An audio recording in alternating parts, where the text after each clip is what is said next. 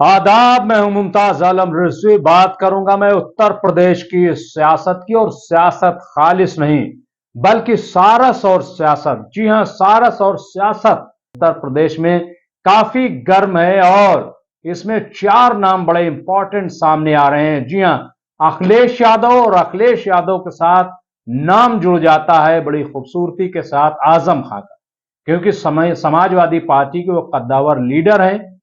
और इसके साथ ही एक नाम और जुड़ गया है, वो है आरिफ का। जी हां, जो सारस का दोस्त है। लेकिन अब इन तीनों नाम में एक और भारी भरकम नाम जुड़ गया है, एमआईएम के कौमी तर्जुमान, एमआईएम के लीडर आसिम वकार का। जी हां, आसिम वकार को तो आप जानते ही होंगे, टेलीविजन पर वो अक्सर डिबेट में रहते हैं और फायर ब्रांड लीडर एक तरीके से बन गए उत्तर प्रदेश में एमआईएम के। और उन्होंने अब कुछ सारस और सियासत पर कुछ नया सवाल खड़ा कर दिया है। आपने देखा होगा कि अखिलेश यादव ने आरिफ और सारस को लेकर के काफी कुछ किया है। जी हां, कई बार वो आरिफ के यहां गए, और ये कहने में आ रहा है कि दरअसल ये जो आरिफ और सारस का पूरा मामला है, ये अखिलेश यादव की वजह से हुआ है। अखिलेश यादव न गए होते आरिफ के यहां तो शायद ये सियासत न होती। लेकिन बहरहाल हम इसको नहीं मानते हैं कि चूंकि अखिलेश यादव गए थे इसलिए सियासत खड़ी हो गई। इसका मतलब अखिलेश यादव कहीं न जाए, और या लोग अखिलेश यादव को अपने यहां बुलाए ना, तो फिर सवाल यह है कि सियासत कैसे होगी। राजनीति में तो जाना पड़ता है, मुलाकात करनी पड़ती है, नए नए मौजू तलाश करने पड़ते हैं, और ये तो सब कोई कर रहा है। क्या बीजेपी नहीं कर रही? बीजेपी भी इस वक्त घर घर घूम रही है और मुसलमानों के दर दर पर जा रही है। जी हां, ताकि उसको ओबीसी का वोट मिले। बहरहाल तो ये जो आरिफ और सारस, सारस और सियासत, अखिलेश और आजम खां, ये पूरा मामला जो है, इस पर अब सवाल खड़ा कर दिया है। किसने सवाल खड़ा किया है? आसिम वकार ने। उन्होंने कहा कि हद हो गई। उत्तर प्रदेश में ऐसा लग रहा है कि अखिलेश के पास अब कोई काम ही नहीं है। जब देखो वो आरिफ और सारस की बात करते हैं।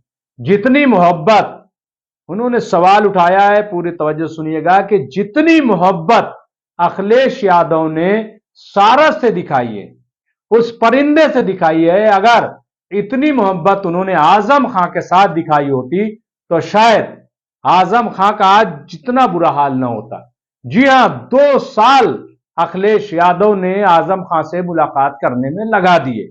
ये 2 साल क्यों लगा दिए, ये उन्होंने सवाल खड़ा किया है। जी हां, उनका एक वीडियो है, मैं वो वीडियो जरूर दिखाना चाहूंगा कि किस तरीके का सवाल उन्होंने खड़ा किया है, और जाहिर है कि वो भी सियासती है। देखिए क्या उन्होंने कहा। आज फिर अखिलेश यादव जी ने अपने ट्विटर और फेसबुक पर एक पोस्ट डाल दी सारस को रिहाई के लिए, सारस की रिहाई के लिए, और एक बहुत बढ़िया शेर भी लिख दिया।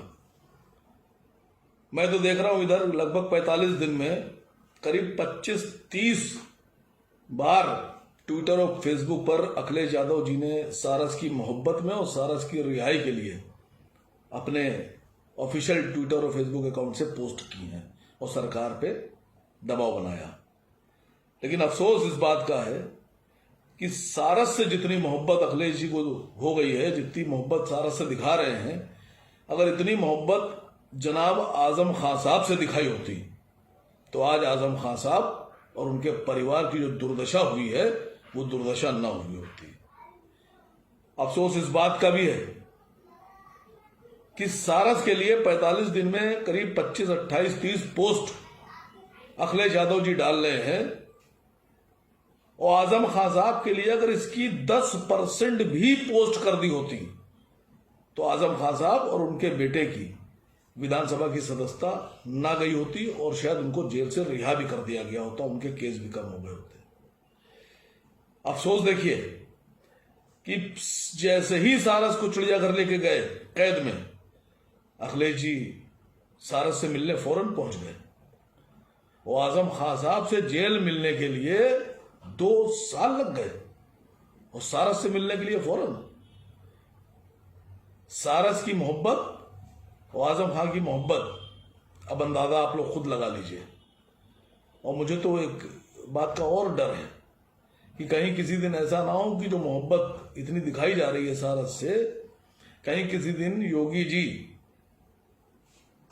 11 सारस, 11 मुर्गियां और 11 बत्तखें कहीं अखिलेश जी को गिफ्ट ना कर दें।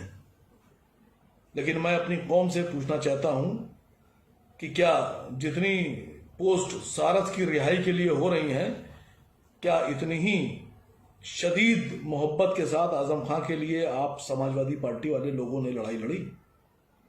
क्या इतनी पोस्ट की? नहीं की। तो सुना आपने, ये सवाल उठाया है आसिम वकार ने। अगर देखा जाए तो सवाल गलत नहीं है। अखिलेश यादव गलतियां तो करते हैं और गलतियां कर रहे हैं। ये आरिफ और सारस से अगर मोहब्बत दिखा रहे हैं तो इस पर भी हालांकि तनकीद नहीं होनी चाहिए। यह भी एक जुज है, एक हिस्सा है। और आरिफ जो है उसको जिस तरीके से घेरा जा रहा है, उसको गिरफ्त में लिया जा रहा है, अगर उस पर कोई आवाज उठा रहा है, और फिर इस पर सिर्फ अखिलेश यादव तो आवाज नहीं उठा रहे हैं, इस पर तो प्रियंका गांधी ने भी आवाज उठाई, आपने देखा होगा। इस पर तो कई और, शत्रुघ्न सिन्हा और कई और लीडरान ने भी इस मामले को उठाया है कि आखिर अगर एक शख्स सारस से दोस्ती कर रहा है तो उसकी दोस्ती पर नजर क्यों लगाई जा रही है, सब ने कहा है। लेकिन बहरहाल ये सवाल जो आसिम वकार का है, ये अखिलेश की कमजोरी रही है और ये सवाल खुद आजम खां के यहां से उठता रहा है कि उन्हें तने तना छोड़ दिया गया है और ये सवाल तो उनको घेरता रहेगा। बहरहाल ये जो पूरा उत्तर प्रदेश का मामला है, और अखिलेश, आजम खां और आरिफ, और अब उसमें जो एंट्री हुई है आसिम वकार की, जाहिर है कि वो बड़ी अहमियत की हामिल है। देखना यह है कि ये जो पूरा सियासी चक्र है इसमें होता क्या है। क्या अखिलेश यादव अब आरिफ से अपनी दूरी बना लेते हैं, या फिर आरिफ को सारस से मिलाने के लिए अब भी वो अपनी मुहिम को जारी रखते हैं? शुक्रिया।